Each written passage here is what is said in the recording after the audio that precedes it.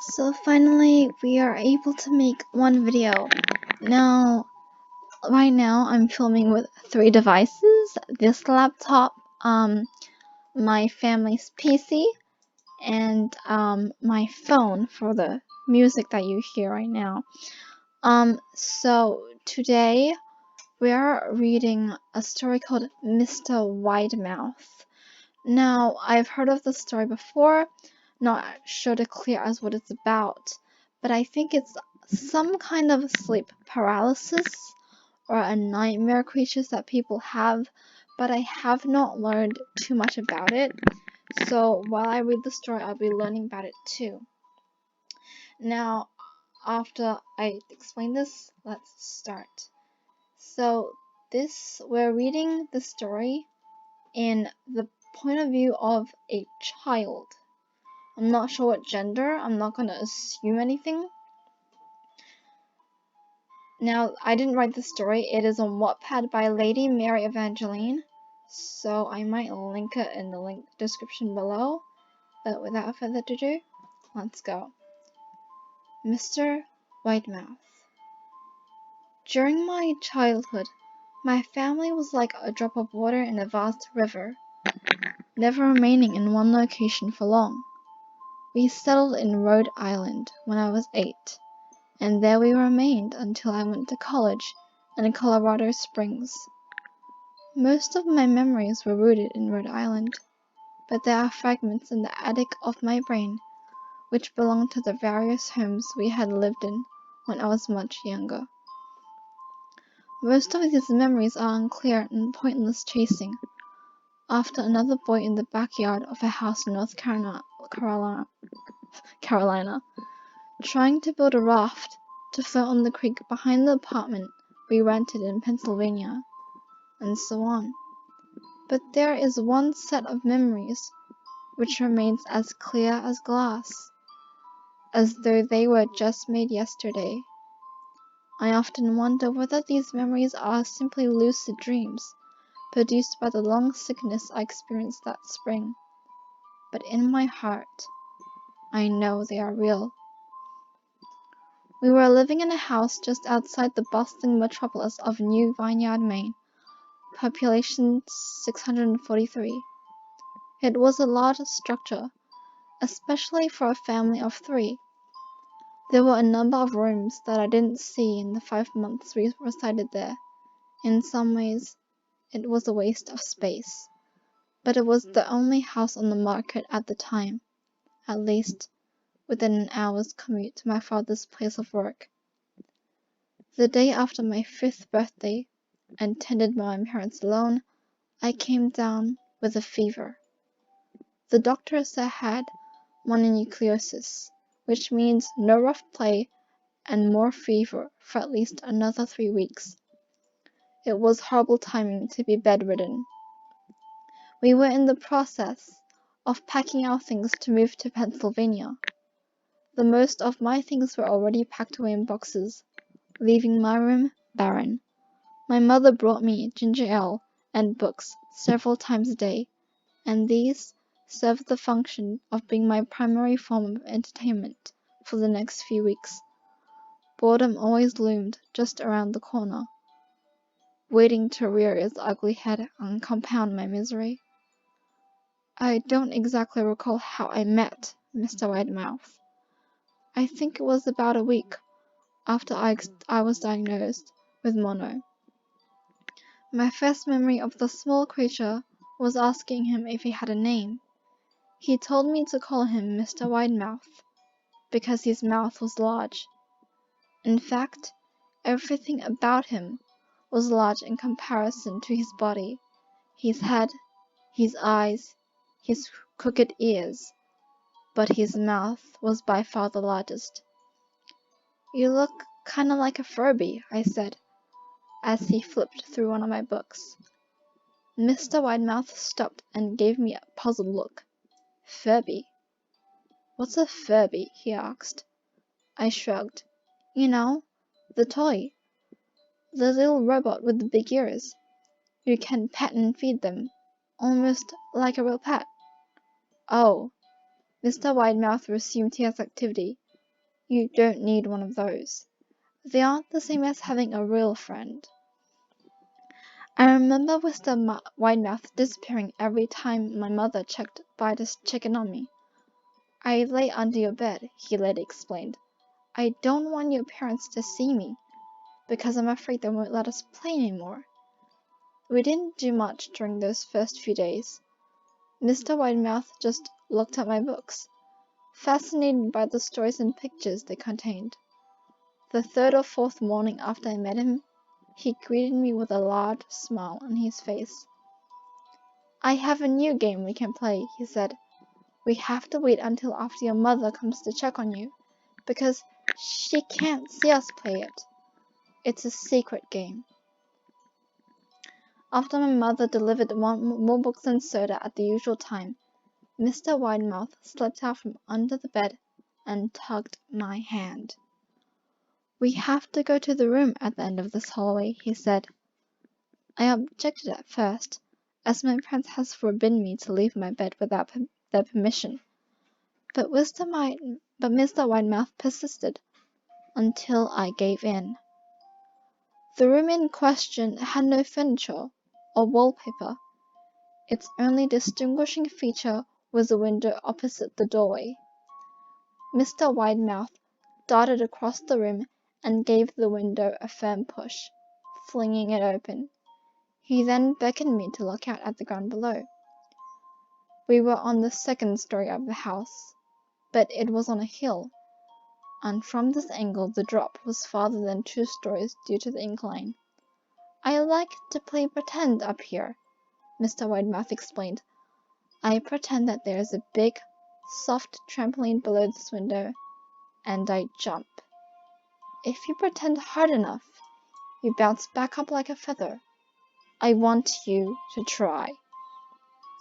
I was a 5-year-old with a fever, so only a hint of skepticism darted through my thoughts as I looked down and considered the possibility. It's a long drop, I said. But that's all part of the fun. It wouldn't be fun if it was only a short drop. If it were that way, you may as well just bounce on a real trampoline. I toyed with the idea, picturing myself flowing through thin air only to bounce back to the window on something unseen by human eyes. But the realist in me prevailed. Maybe some other time, I said. I don't know if I have enough imagination. I could get hurt. Mr. Widemouth's face contorted into a snarl, but only for a moment. Anger gave way to disappointment. If you say so, he said. He spent the rest of the day under my bed, quiet as a mouse. The following morning, Mr. Widemouth arrived, holding a small box.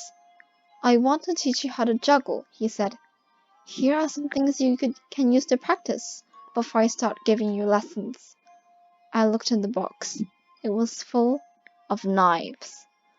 My parents will kill me, I shouted, horrified that Mr. Widemouth had brought knives into my room, objects that my parents would never allow me to touch. I'll be spanked and grounded for a year. Mr. Widemouth frowned. It's fun to juggle with these. I want you to try it.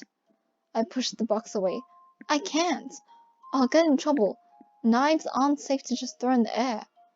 Mr. Widemouth's frown deepened into a scowl. He took the box of knives and slid under my bed, remaining there the rest of the day. I began to wonder how often he was under me. I started having trouble sleeping after that. Mr. Widemouth often woke me up at night, saying he put a real trampoline under the window, a big one that I couldn't see in the dark.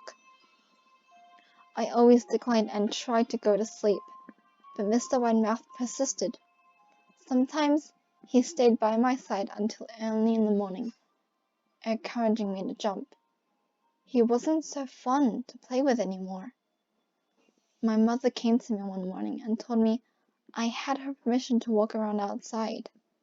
She thought the fresh air would be good for me, especially after being confined to my room for so long.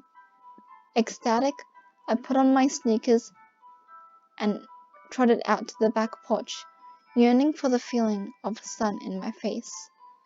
Mr. Widemouth was waiting for me. "I have something I want you to see," he said. I must have given him a weird look, because he then said, "It's safe, I promise." I followed him to the beginning of a deer trail which ran through the woods behind the house. "This is an important path," he said. "I've had a lot of friends about your age.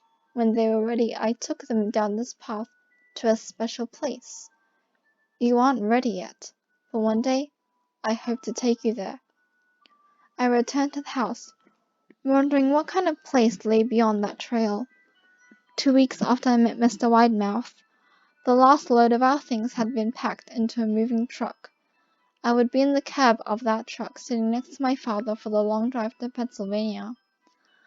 I considered telling Mr. Widemouth that I would be leaving, but even at 5 years old, I was beginning to suspect that perhaps the creature's intentions were not to my benefit, despite what he said otherwise. For this reason, I decided to keep my departure a secret. My father and I were in the truck at 4 a.m. He was hoping to make it to Pennsylvania by lunchtime tomorrow, with the help of an endless supply of coffee and a 6-pack of energy drinks. He seemed more like a man who was about to run a marathon, rather than one who was about to spend 2 days sitting still. "Early enough for you?" he asked. I nodded and placed my head against the window, hoping for some sleep before the sun came up. I felt my father's hand on my shoulder. "This is the last move, son, I promise. I know it's hard for you, as sick as you've been. Once Daddy gets promoted, we can settle down and you can make friends." I opened my eyes. I saw Mr. Widemouth's silhouette in my bedroom window. He stood motionless until the truck was about to turn in onto the main road. He gave a pitiful little wave goodbye, steak knife in hand. I didn't wave back. Years later, I returned to New Vineyard. The piece of land our house stood upon was empty, except for the foundation, as the house burned down a few years after my family left. Out of curiosity, I followed the deep trail that Mr. Widemouth had shown me. Part of me expected him to jump out from behind a tree and scare the living bejesus out of me. But I felt that Mr. Widemouth was gone, somehow tied to the house that no longer existed. The trail ended at the New Vineyard Memorial Cemetery. I noticed that many of the tombstones belonged to children. Now, and that is the end of the story. So I guess Mr. Widemouth was some kind of demonic energy that appeared to this young boy, and he started off being a good friend, playing many games that aren't dangerous, but as time passed on, he would bring knives to juggle in, tell him to jump out the window, and even though the child was 5 years old, he knew that it wasn't a good idea. And it seemed that Mr. Widemouth is actually a real demon that appeared as a friendly spirit, but it actually isn't. Kind of reminds me of Laughing Jack, a story that I will soon tell.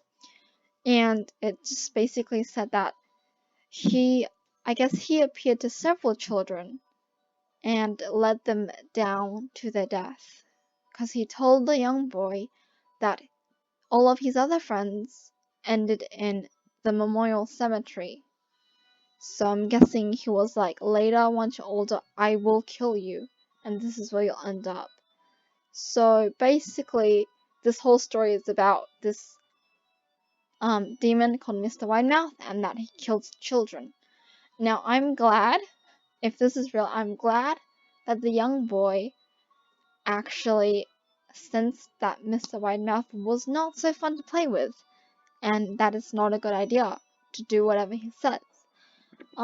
Thank you guys for thank you guys for watching so much.